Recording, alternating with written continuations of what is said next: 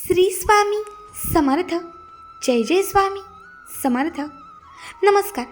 तुम्हा सर्वांचे आपल्या आम्ही स्वामींचे दास या स्वामीमय चॅनलमध्ये मनापासून स्वागत आहे.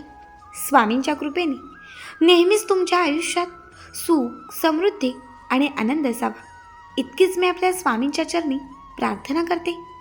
आणि आपल्या आजच्या या नवीन आणि सुंदर व्हिडिओला पुन्हा एकदा नव्याने सुरुवात करते. भक्तांनो, बघा, आज मी तुम्हाला आपल्या आम्ही स्वामींचे दास या स्वामीमय चॅनलमध्ये पुण्यात राहणाऱ्या स्वामींच्या परमभक्त ताई सौ उज्ज्वला सहारे या स्वामीभक्त ताईंचा अत्यंत रोमांचक, अंगावर शहर आणणारा, हम गया नहीं जिंदा है या वाक्याची प्रचिती देणारा एक दिव्य अनुभव सांगणार आहे. बघा, जेव्हा जेव्हा श्री स्वामी समर्थ महाराजांची भक्ती आपल्या नशिबात असते, त्याआधी श्री स्वामी समर्थ महाराजांची कठीण परीक्षा आपल्याला कशी पास करावी लागते आणि त्यानंतरच स्वामींची कृपा ही आपल्या आयुष्यात होते, हे दर्शवणारा, हे सिद्ध करणारा एक दिव्य अनुभव मी तुम्हाला आज सांगणार आहे. बऱ्याच वेळा आपण स्वामींवरती अविश्वास दाखवतो, बऱ्याच वेळा आपण स्वामींवरती रागावतो, मात्र तरीही श्री स्वामी समर्थ महाराज आपल्या आयुष्यात त्यांची कृपा कशी ठेवतात आणि आपल्या आयुष्यात आलेली दुःखे कशी दूर करतात, हे प्रत्येक स्वामी भक्ताला आज या ताईंच्या अनुभवातून पाहायला मिळेल. फक्त त्यासाठी आजचा हा व्हिडिओ स्किप न करता शेवटपर्यंत बघा. आणि जे आपल्या चॅनलवरती नवीन असतील त्यांनी आपल्या चॅनलला सबस्क्राईब करा, कारण तुम्ही आपला चॅनल सबस्क्राईब केल्यामुळे मी पुढचे जे काही व्हिडिओ बनवेन त्याचे सर्वात पहिले नोटिफिकेशन तुमच्यापर्यंत पोहोचेल. तर चला सुरुवात करूयात आजच्या या नवीन आणि सुंदर अनुभवास. पुढील हा संपूर्ण अनुभव या ताईंच्याच शब्दात. ताई म्हणतात, नमस्कार. सर्वप्रथम श्री स्वामी समर्थ महाराजांना माझे त्रिवार वंदन. तुमच्यापैकीच, अगदी तुमच्यासारखीच मी सुद्धा स्वामींची भक्त.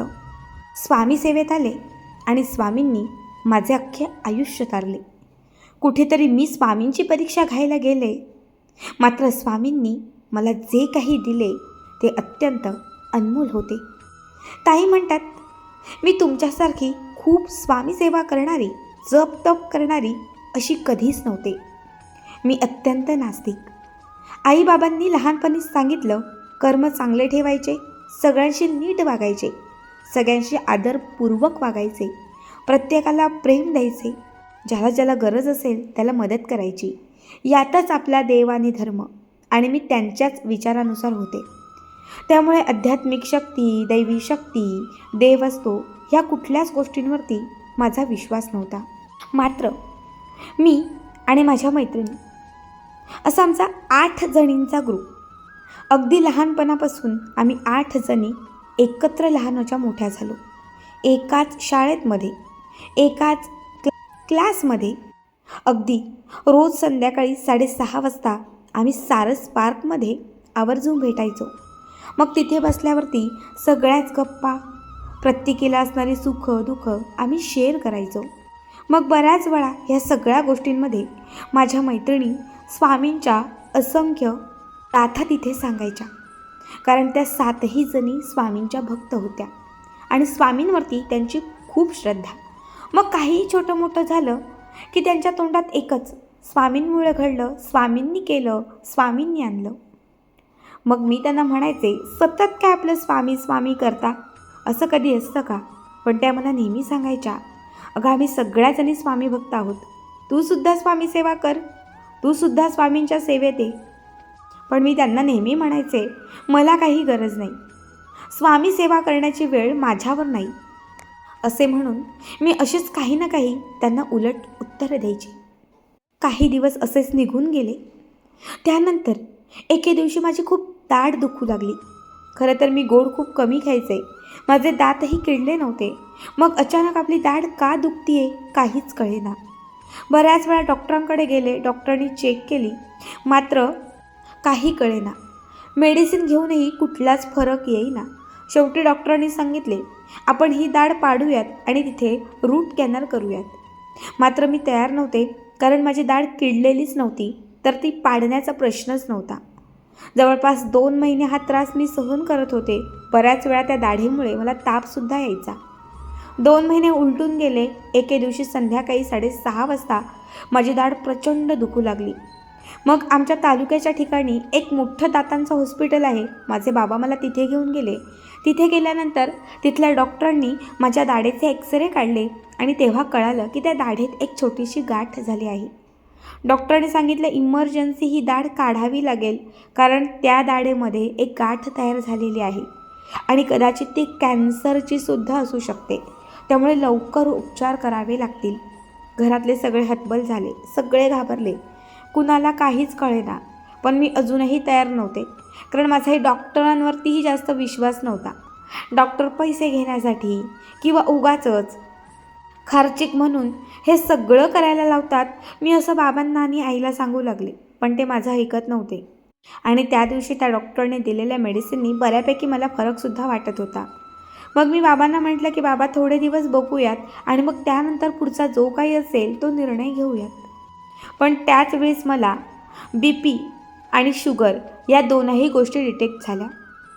जेव्हा जेव्हा आम्ही हॉस्पिटलमध्ये जायचो माझं BP हाय असायचं, त्यामुळे दाढ पाडता येत नव्हती. त्याचबरोबर मला शुगरही होती. त्यामुळे दाढेची जखम व्यवस्थित होणं खूप महत्त्वाचं होतं. म्हणजे चहूबाजूनी जी संकटं येतात अगदी तसंच काही माझ्यासोबत घडलं. एक चक्र माझ्या अवतीभोवती तयार झालं. आणि मग त्याच वेळी माझ्या मैत्रिणींना हे सांगत असताना त्यांनी मला सांगितलं, तू तारक तीर्थ पी.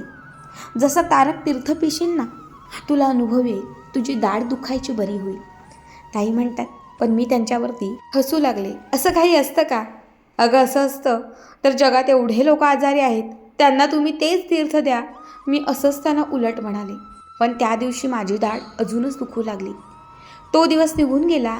दुसऱ्या दिवशी मनात आलं, आपल्या मैत्रिणी आपल्याला एवढं सांगत आहेत, सगळं करून आपण थकलो आहोत, एकदा त्यांच्या म्हणण्यानुसार आपण करून तर बघूयात. माझ्या घरात काही स्वामींचा फोटो मूर्ती असं काही नव्हतं. मी मोबाईलवरती गुगलमध्ये श्री स्वामी समर्थ महाराजांचा फोटो सर्च केला आणि हा फोटो मी माझ्या मोबाईलच्या गॅलरीमध्ये ऑन केला.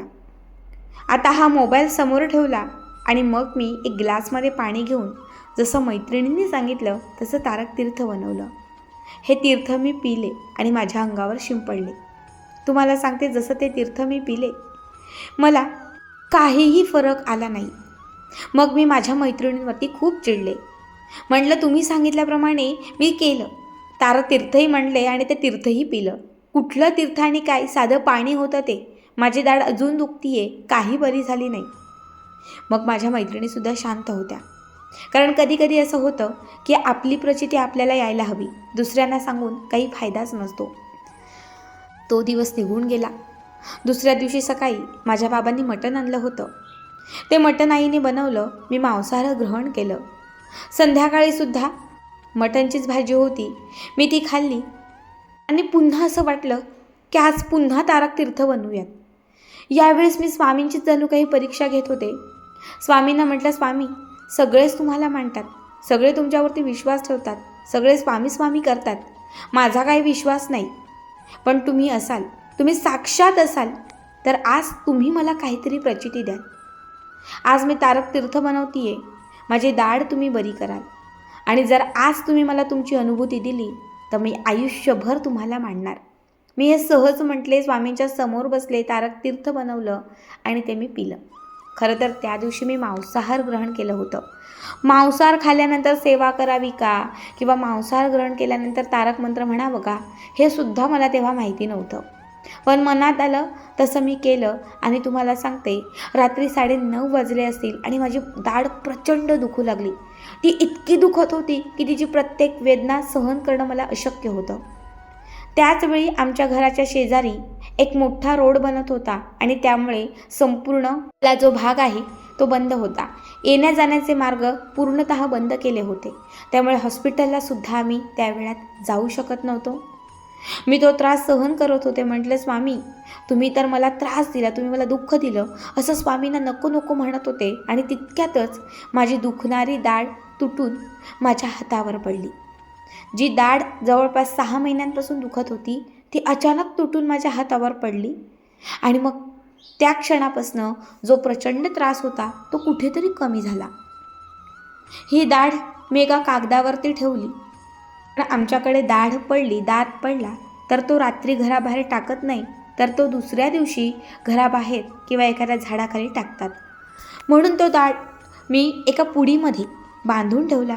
दुसऱ्या दिवशी अंघोळ झाली आणि सर्व आवरल्यावरती मी माझ्या आईलासुद्धा हे सांगितलं की आई, रात्री 12 वाजता माझा हा दाढेचा त्रास खूप कमी झाला, दाढ पडली, आता ती मी फेकून देते. अगदी आईला असं म्हटलं. आई म्हटली किडलेली आहे की बघूयात. हे बघण्यासाठी म्हणून ती पुडी मी ओपन केली. त्या कागदावरती माझी दाढ होती आणि तुम्हाला सांगते त्या दाढेवरती चक्क स्वामींची प्रतिमा आली होती. तुमचा विश्वास बसणार नाही, पण खरंच हे माझ्या आयुष्यात घडलं. त्या दाढेवर स्पष्टपणे स्वामींची प्रतिमा दिसत होती. माझी आईसुद्धा हा चमत्कार पाहत राहिली. माझ्या सगळ्या मैत्रिणींना मी हे सांगितलं आणि त्यासुद्धा आल्या. मग त्यानंतर ती दाढ जी आहे ती आमच्याच घरासमोर असणाऱ्या एका झाडाच्या जमिनीमध्ये आम्ही खोदून तिथे ती गाडली. त्यानंतर त्याखाली एक छोटी गाठ होती. ती चेक करण्यासाठी बाबा मला हॉस्पिटलमध्ये घेऊन गेले आणि डॉक्टरांनी चेक केल्यावर ती नॉर्मल गाठ असल्याचे सांगितले. ताई म्हणतात त्या दिवसापासून मला कधीच दाढेचा त्रास झाला नाही. दाढेचाच काय, पण कुठलाच त्रास झाला नाही. म्हणजे मी स्वामींची परीक्षा घेत होती. मी स्वामींनाच म्हणत होती मला तुम्हाला बघायचं आहे, तुमची परीक्षा मी घेणार आहे, तुम्ही आहात की नाही मी बघते. आणि खरंच त्या दिवशी स्वामींनी जणू काही मला परीक्षाच दिली.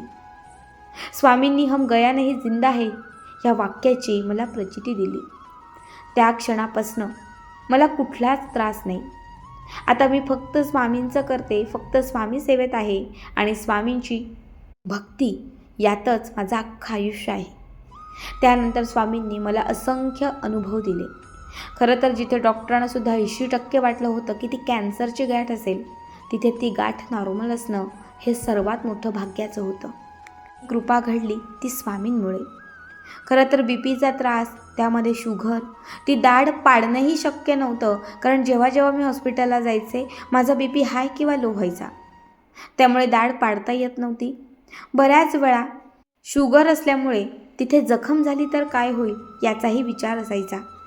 पण स्वामींनी सर्व प्रश्न सोडवले, सगळी दुःख मार्गी लावली आणि मला मात्र सुखी केले. ही स्वामी कृपा खूप मोठी होती. तिथून कायमच स्वामींची कृपा माझ्यावरती आहे. आज आम्ही 8च्या 8ही मैत्रिणी स्वामींच्या भक्त आहोत. खरंच स्वामींमुळेच जणू काही आम्ही 8 जणी एकत्र आहोत आणि स्वामींची काहीतरी इच्छा असावी म्हणून आम्ही स्वामी सेवेत आहोत. श्री स्वामी समर्थ. भक्तांनो, अत्यंत सुंदर अनुभव. तुम्हाला आजचा अनुभव कसा वाटला नक्कीच कमेंट करा. तुमचेही काही असे अनुभव असतील तर शेअर करा. श्री स्वामी समर्थ. जय जय स्वामी समर्थ.